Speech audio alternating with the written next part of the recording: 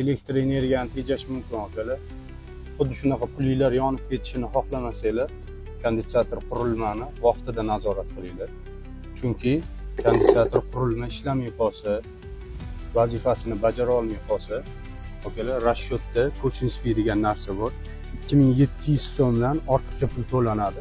Hurmatli tadbirkor akalar, energetik xizmatimizni taklif qilamiz.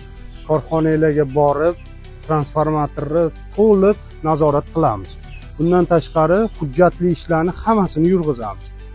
Akalar, korxonamizda bilasizlar, elektr energiya bo'yicha barcha turdagi xizmatlar mavjud. Shunaqa sifatli transformatorlarni korxonalarga o'rnatib, hujjatlarini qonuniy rasmiylashtirib, chiroyli qilib o'rnatib beramiz. Kimga shunaqa xizmatlar kerak bo'lsa, pastda nomer qoldiramiz. Bundan tashqari akalar, energetik xizmatimizdan foydalanib ko'ringlar. Xudo xolasa korxonalarda ortiqcha to'lovlar umuman yo'q bo'ladi. Tadbirkor tadbirkorligi bilan shug'ullanadi.